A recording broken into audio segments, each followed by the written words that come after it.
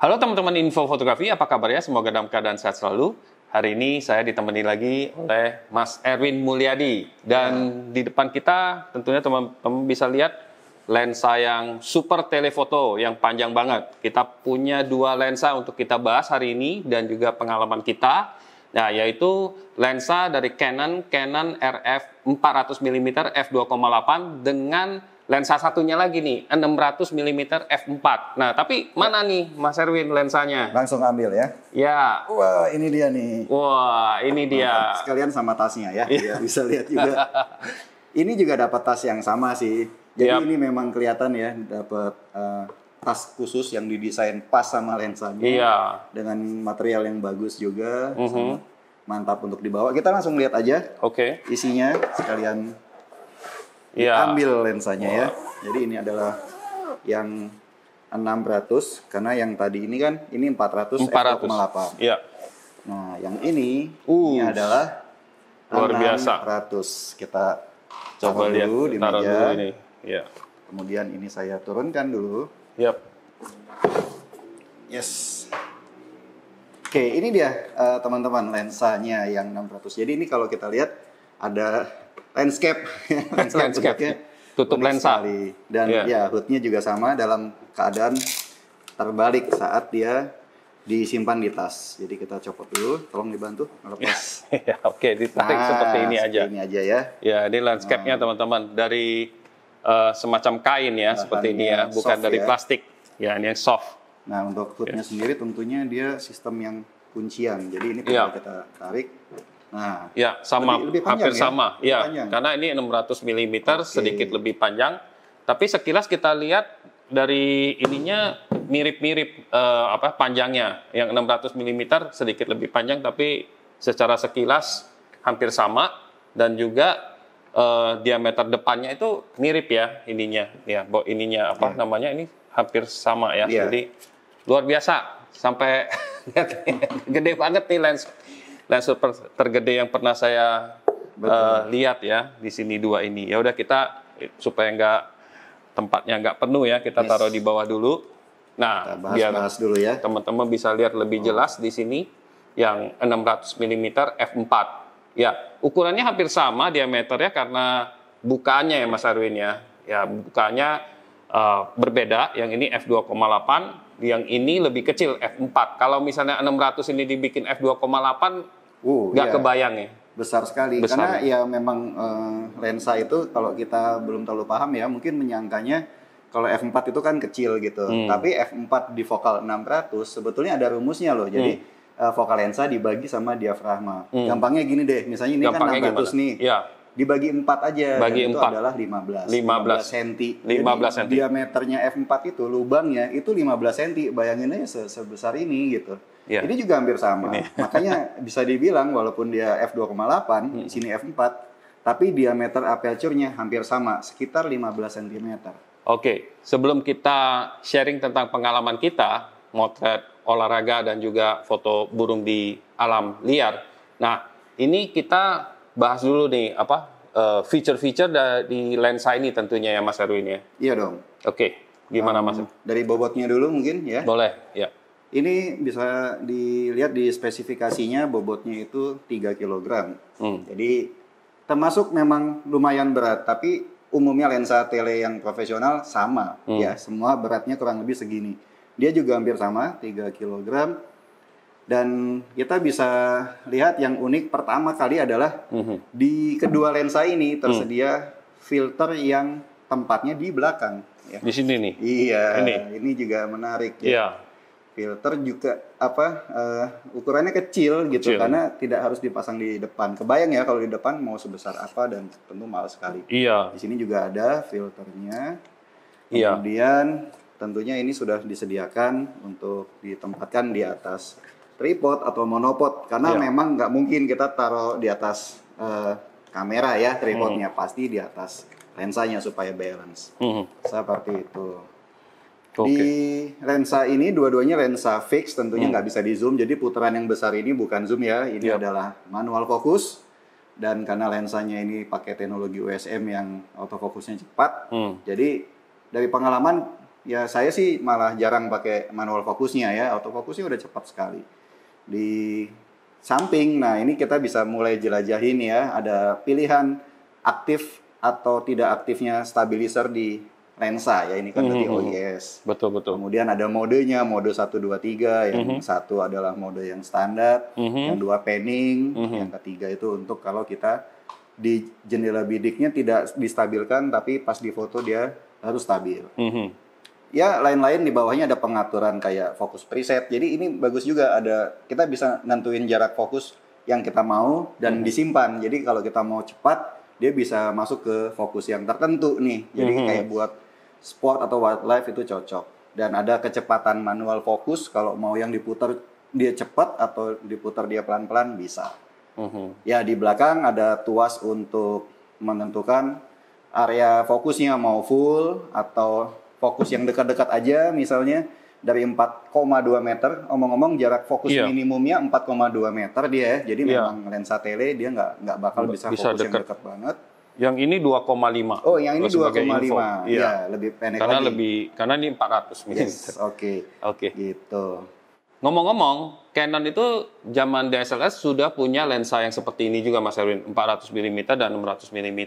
Dan sebenarnya sudah sampai generasi ketiga. Tapi lensa yang kita bahas kali ini, yang kita sharing ini bukan lensa yang DSLR, meskipun bentuknya seperti DSLR ya, karena ukurannya ya. Iya. Nah, ini adalah lensa yang mirrorless dengan menggunakan RF mount, yaitu yang terbaru dari Canon kan. Nah, makanya kita pasangkan ke kamera Canon EOS R. Ya, yang kita coba adalah dengan EOS R6 yang resolusinya 20 megapiksel, tapi kegesitannya dan ukurannya itu relatif compact dan cepat ya performanya. Jadi kita tes untuk foto burung dan untuk foto olahraga, subjek yang bergerak cepat, itu masih oke banget lah.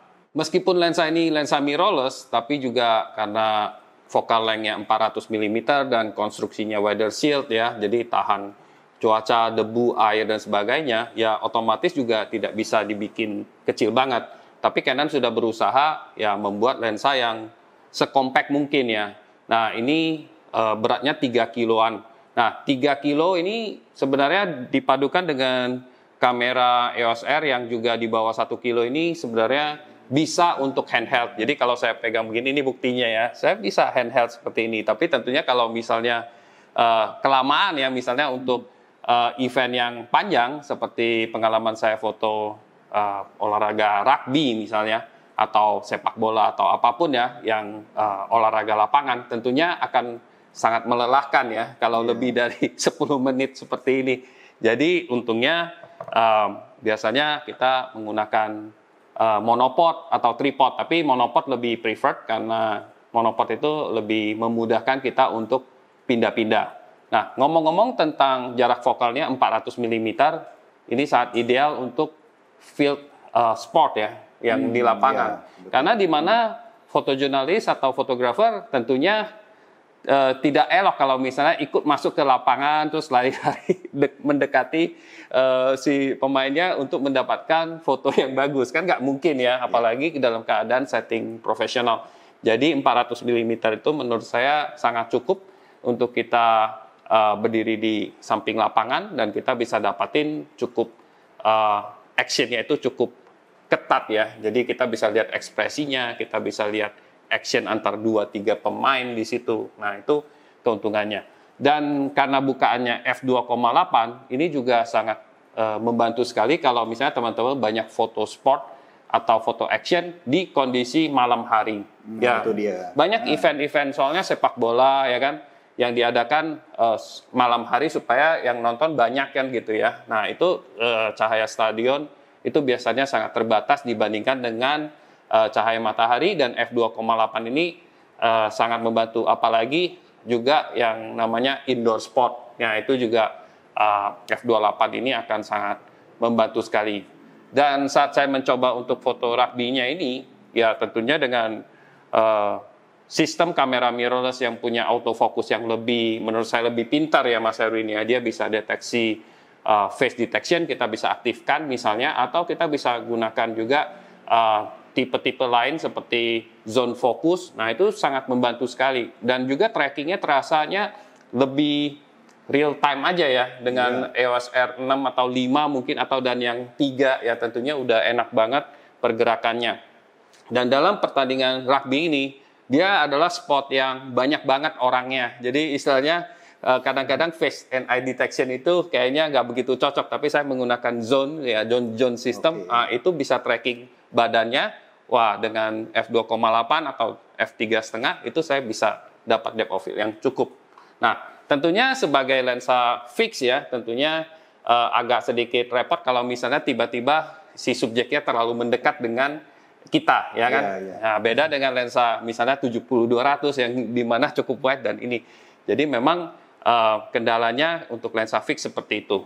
Tapi soal dari ketajamannya, autofokusnya, itu saya lihat sangat detail sekali, ya sangat bagus sekali, resolving detail dan sangat jernih sekali dan bokehnya itu meskipun kita pakai sampai f5 gitu, itu masih bokeh banget gitu, mulus banget. Itu yang biasanya bikin orang ngiler gitu ya dengan lensa bokehnya telefoto untuk sport gitu. Dan kita bisa pakai 2,8 ya untuk dapat bokeh banget kan. Jadi entusiastik sekali ya.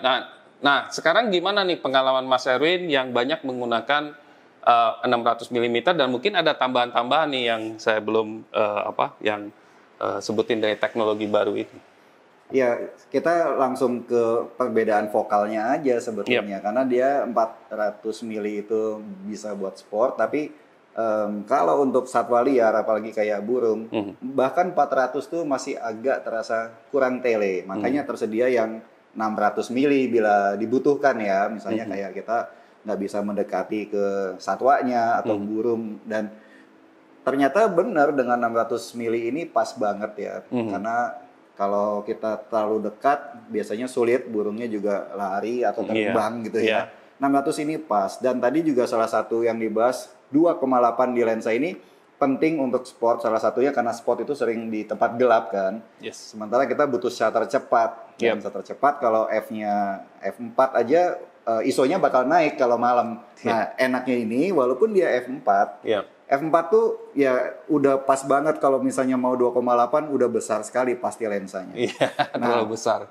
Memang F4 enaknya dipakai di keadaan yang cahayanya berlimpah ya. Jadi misalnya kita mau foto shutter cepat dengan F4 bisa ISO-nya nggak usah naik. Nah, karena moto satwa, burung itu kan di tempat yang masih pagi, masih terang lah ya, nggak sampai gelap gitu. Nah, tapi katakanlah kita mau foto sesuatu di tempat yang agak gelap dan kita mau sedikit shutternya mau lambat misalnya, bukan satwa atau orang atau apa yang bergerak, kita tetap bisa pakai shutter agak lambat dengan hasil foto yang tajam. Karena kan di sini juga ada beberapa pilihan stabilizer misalnya. Dan kalau pakai R5, R6 itu ada sensor shift juga, bisa up to 8 stop mungkin. Dual stabilization. Iya, itu juga sangat membantu.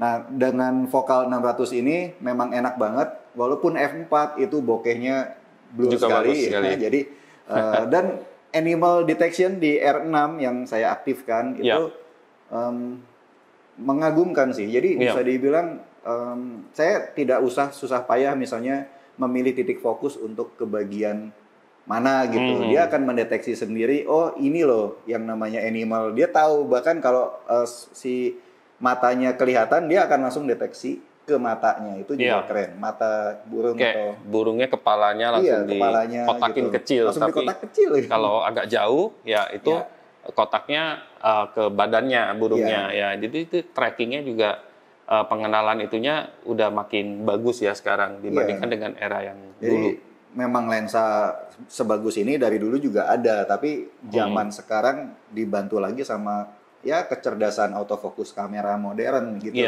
Jadi bisa tracking, bahkan kalau dia ke kanan ke kiri maju mundur itu dikunci dengan tetap nggak bisa lepas gitu, dicengkram lah istilahnya. Selain itu saya juga sempat mencoba sebentar yang 600 mm ini untuk memotret human interest ya di pesisir utara kota Jakarta. Kan banyak juga kampung nelayan di sana, ada beberapa shot dan saya zoom ke orangnya yang dia berhasil deteksi, itu juga sangat tajam banget, sangat clean banget dan dengan mikro kontras ya, jadi tekstur-tekstur wajah yang kelihatan sangat jelas banget gitu loh, dari jarak yang jauh banget gitu. Optik ini juga luar biasa dalam arti clarity-nya, detail resolusinya itu ya udah memenuhi untuk kebutuhan profesional. Tapi maksudnya kita bersyukur ya bisa mencoba langsung.